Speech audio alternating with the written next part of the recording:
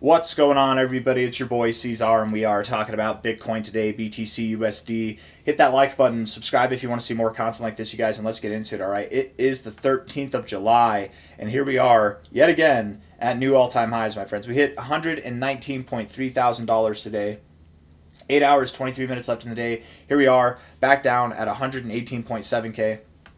We cleared out some shorts, but there are still billions of dollars worth of liquidations to be had at that like 121K area, you guys. And that was my daughter. If you just heard her scream, that's how she sings. Anyways, looking at this here, I don't think the buck stops here. Sorry, bears. If you think that the price stops here, I think that you're wrong. I think that we will actually continue to go up. And yes, I was expecting that we would drop down. I still wouldn't be surprised if on Monday or Tuesday or Wednesday, it might not be Monday exactly, so screw me if I'm off by a day or two, but I'm assuming soon we will see some kind of dramatic shakeout, right? We normally get these shakeouts when we break out to new all-time highs. It's not just up only. I mean, sometimes it is. So it can be. I'm not saying it can't be, but I'm just saying this is why it's really good to just not be in a leverage trade position, right? Even if you're long, like if we get a shakeout, you're screwed. If you're short, you're definitely screwed. Like you should definitely not be going short, but these shakeouts come, and when they come, they're very fast, and one is coming. And I did say yesterday that if we move down from here, we were going to go down to about 116 to 113K, probably no lower than just below 113K, maybe at the lowest 110, but I doubt that we go back to our prior all-time highs because Bitcoin's not that forgiving. It doesn't give you that opportunity. There's too much attention, regardless of the leverage trades, regardless of the liquidations to be had there and the money to be made for the market makers and the exchanges.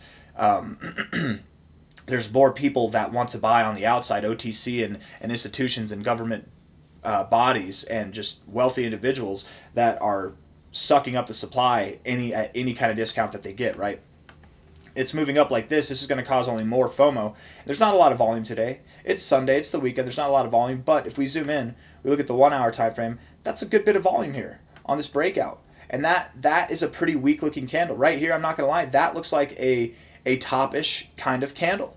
But I don't think that it is. We're going to go back out to the daily time frame in a second and explain why, but hopefully this other stuff helps illustrate why as well. We look at the 1 hour time frame. You got overbought here, dramatically overbought, consistently overbought, and you could not get oversold. You double bounced off the 40.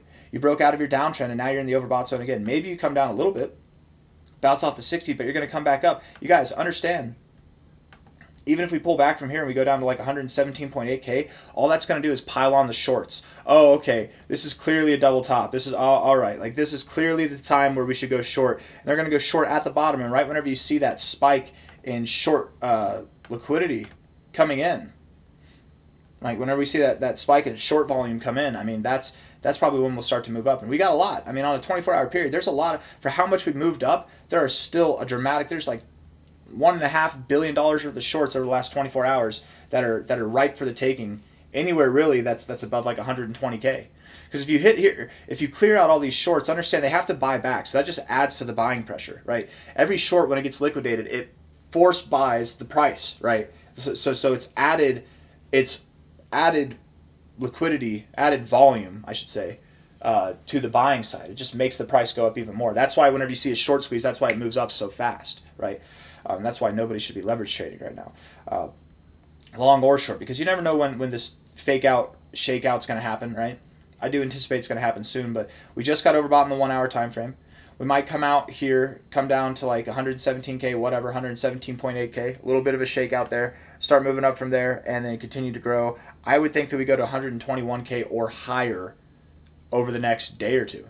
You know, maybe Monday is not a dump day after all, or we hit 120K, 125K on Monday, and then from there we shake out. I did say that if we moved higher instead of lower first, the shakeout would be bigger, but we'd probably find a support area at a higher level instead of down at 113K. Maybe if we move up higher, we still go down to 113K, and it's just that much bigger. I don't know, but I do expect some kind of dramatic shakeout to take place at some point. It's just, you know, might have been wrong on the timing of that, which, you know, that's happened before. I can be wrong on the timing. That's a very common thing, actually. 4 hour time frame. Looking at this here, the 4 hour RSI. We have 18 minutes 53 seconds left in this 4 hour candle. I'm assuming what's going to happen is this next 4 hour candle is going to open up, and we are just going to move down. we're going to move down. It's going to look torrential. And then over the last like 2 hours of it, the last hour and a half, whatever, we're going to come back up. Maybe the last 3 hours, then we're going to come back up. It's going to be a quick, this is the shakeout for the bears, right? We're getting this little pump, and then it's going to seem like a double top and that we're moving down. It's going to look like you have this bearish divergence, which I wouldn't call this bearish divergence. Actually, it's too far gone, but it could be. It's possible, but I think that what you've done is actually very bullish, bouncing off the overbought zone and coming back into it. This is a really strong read here, and getting that volume to come in too. We'll see if this next candle, the next 4-hour candle, does close red. If we can get back out of the overbought zone, then I'm wrong.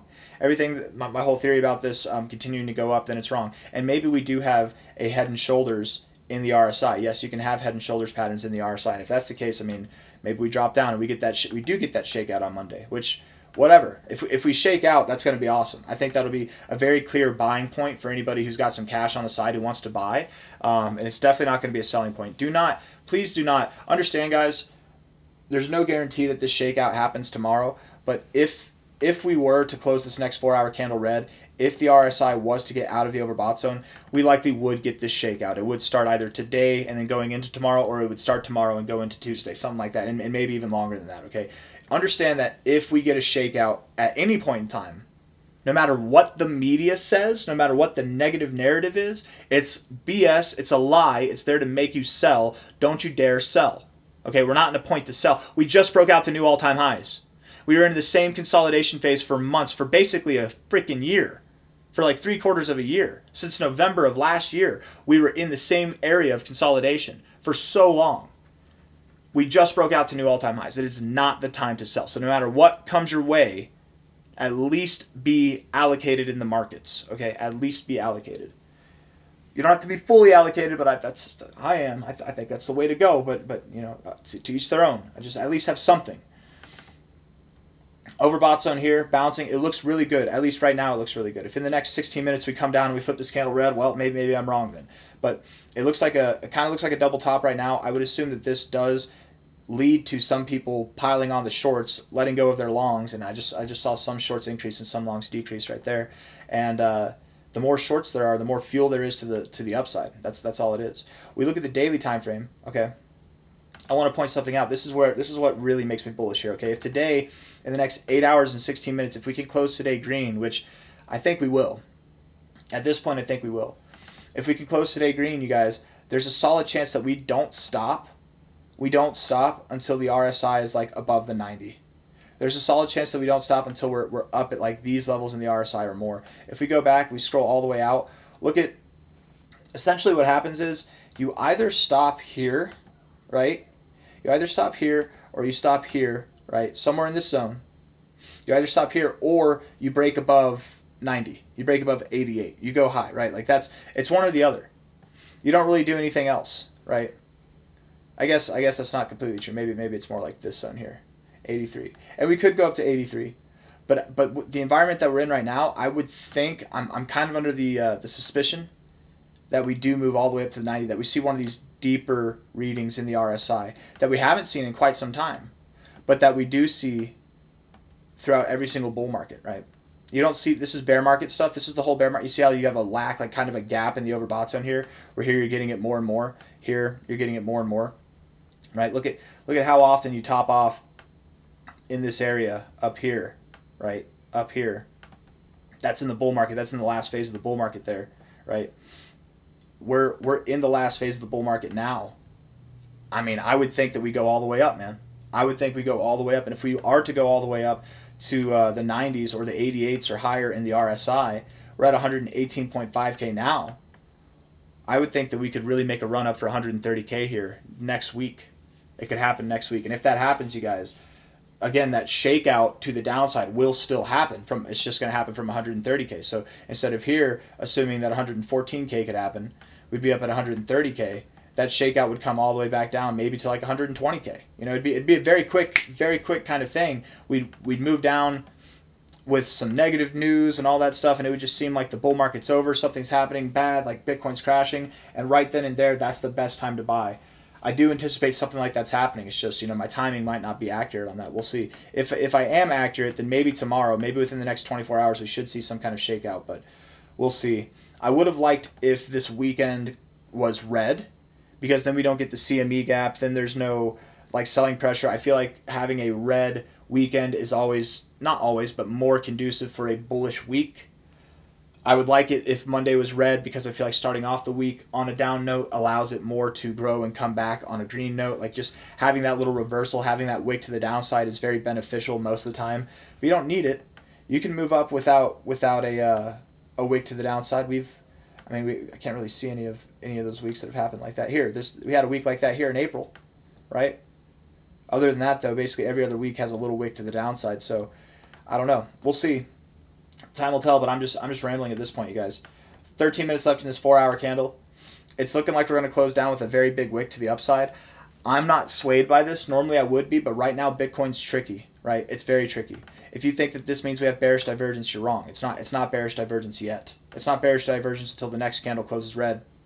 And by that time, maybe we've wicked down all the way and now we're back up here. Maybe we've already seen the move down. But I don't know. Time will tell. All that to say, man, we're at 118.6K now. I really do think this move validates the idea actually that we're moving up to 121K or more before we get any kind of shakeout. I don't expect it to just be an easy move up. There will be moments like this where it moves up and then it moves down. It's leaving you big wicks. It's leaving you with a thought that it's going to come down. This 4-hour time frame is going to have this look of bearish divergence on it until it gets above this high. And I think right then, once we get above this high, right there, we get a 4-hour time frame to close above that high. We get rid of the bearish divergence. That's whenever we'll dump. I think that's whenever it'll happen. So probably sometime tomorrow, if not Tuesday. But I got nothing else for you guys. Timing is not the easiest, so if it happens on Wednesday, who cares? Hit the like button, subscribe. I'll see you on the next one. Bye-bye.